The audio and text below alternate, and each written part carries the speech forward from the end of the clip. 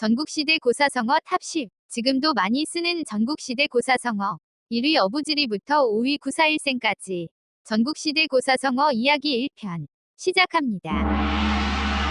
어부지리, 고기잡이어, 사내부, 의지, 이로울리. 어부가 이익을 얻다. 도요새와 조개가 서로 싸우다가 어부에게 둘 다 잡힌다. 서로 이익을 보기 위해 다투는데 제3자가 이익을 얻는다는 뜻이다. 전국시대 조나라가 연나라를 공격하려고 하자 연나라에서는 합종책으로 유명한 소진의 동생 소대를 조나라 해왕에게 보내 설득하게 했다. 제가 조나라로 오는 도중 역수를 지나다 강변에서 큰 조개가 살을 드러내고 햇볕을 쬐고 있는 것을 보았습니다. 그때 도요새가 나타나 조갯살을 쪼아대자 조개는 껍질을 닫아 도요새의 부리를 꽉 물었습니다.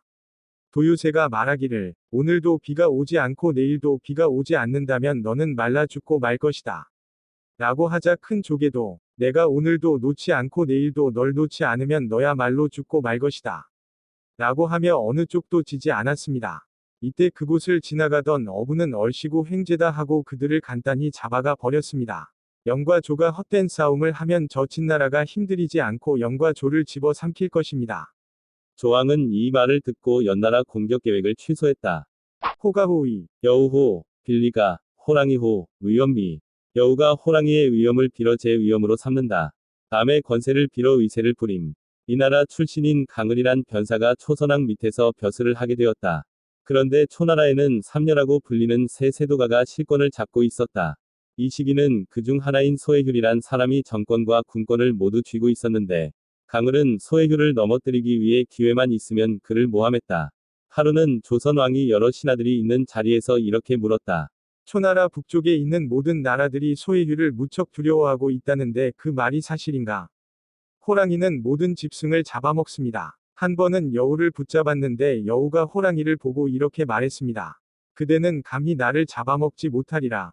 옥황상제께서는 나를 백수의 왕으로 만들었다. 만일 그대가 나를 잡아먹으면 이것은 하늘의 뜻을 거역하는 것이 된다. 만일 내 말이 믿어지지 않거든 내가 그대를 위해 앞장서서 갈 테니 그대는 내 뒤를 따라오며 보라. 나를 보고 감히 달아나지 않는 짐승은 한 마리도 없을 것이다. 그러자 호랑이는 과연 그렇겠다 싶어 여우를 앞세우고 같이 가게 되었습니다. 그런데 정말 모든 짐승들은 그들을 보기가 무섭게 달아났습니다. 호랑이는 여우가 무서워서 달아나는 줄로만 알았습니다만 사실은 여우 뒤에 있는 호랑이가 무서워 도망쳤던 것입니다. 만사는 다 비슷합니다. 북쪽 나라들이 어찌 소해휴 따위를 두려워하겠습니까?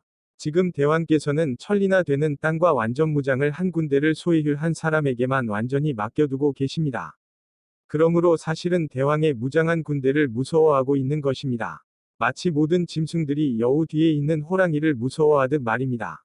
50보 100보, 다섯오, 10걸음보, 100걸음보.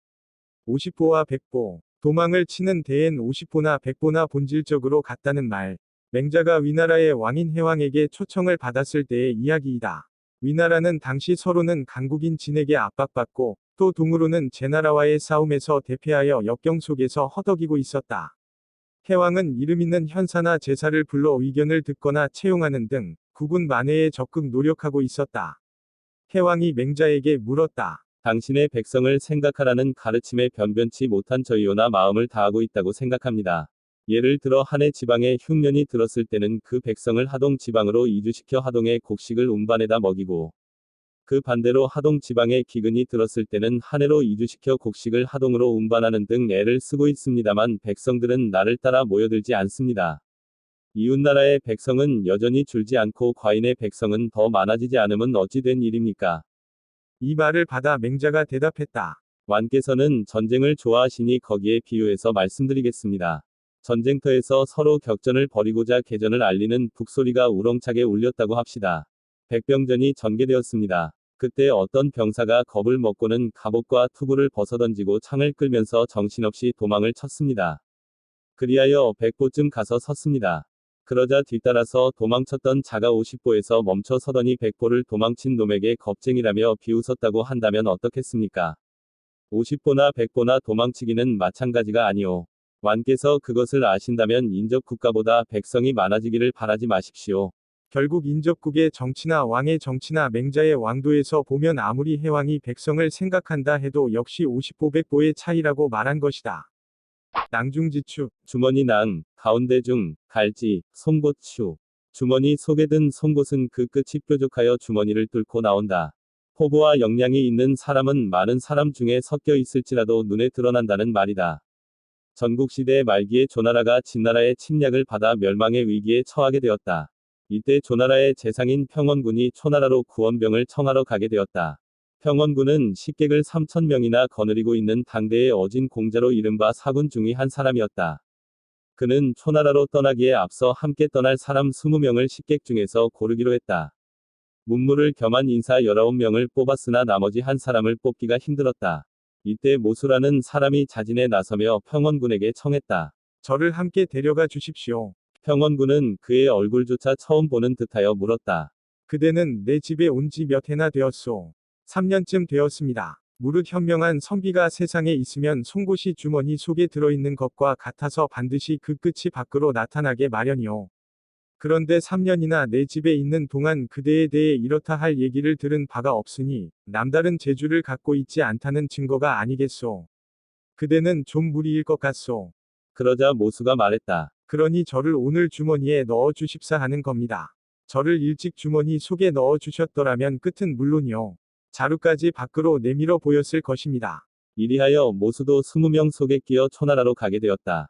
그러나 평원군의 끈덕진 설득에도 불구하고 초왕은 진나라가 겁이 나는지라 얼른 결정을 내리지 못했다.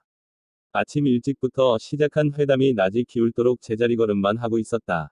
이때 단 아래 있던 모수가 위로 올라와서 평원군에게 그 까닭을 물었다. 그러자 초왕이 평원군에게 물었다. 이는 누구요? 제가 데리고 온 사람입니다. 과인이 그대 주인과 이야기를 하고 있는데 무슨 참견인가? 어서 물러가지 못하겠는가? 초왕이 큰 소리로 꾸짖었다. 이때 모수는 차고 있던 칼자루에 손을 걸친 채 앞으로 나아가 말했다. 대왕께서 신을 꾸짖는 것은 초나라 군사가 많은 것을 믿기 때문입니다. 그러나 지금 대왕과 신과의 거리는 10걸음밖에 되지 않습니다. 지금 초나라는 땅이 넓고 군사가 강한데도 2번, 3번 진나라의 패에 어쩔 줄을 모르고 있는 실정입니다. 이런 것을 볼 때 조나라와 초나라가 동맹을 맺는 것은 조나라를 위한 것이 아니라 초나라를 위한 것입니다. 이렇게 해서 결국 초왕은 모수의 위험과 설득에 굴복하여 조나라에 구원병을 보낸다는 맹세를 하게 되었다. 평원군은 종약을 정하고 조나라에 돌아와 말하였다. 승은 감히 다시는 선비의 사람됨을 아는 채 하지 않겠습니다. 드디어 모수를 상객으로 삼았다. 평원군이 조나라에 돌아오자 초나라에서는 춘신군을 장수로 하여 조나라를 구원하게 하고 위나라의 신능군도 또한 왕명을 사칭하여 군대를 이끌고 조나라를 구원하기로 하였다. 구사일생, 9구, 죽을 사, 한일, 살생. 9번 죽을 고비에 한 번 살았다. 죽을 고비를 어렵게 넘겨 살아남을 비유. 전국시대 초나라 시인이며 정치가인 구론의 작품은 거의 모두가 몽환적인 세계를 묘사하고 있다. 고대 문학에서는 드물게 서정적이며 당시 조정 간신들의 바로 현신을 알아보지 못하는 임금을 원망하는 내용도 있다. 구론의 작품 25편이 초사에 수록돼 있다. 그중 이소, 천문, 구장 등이 남아있는데 길게 한숨 쉬고 눈물을 닦으며 인생의 어려움 많음을 슬퍼한다. 그러나 자기 마음에 선하다고 믿고 있기 때문에 비록 9번 죽을지라도 오히려 후회하는 일은 하지 않으리라.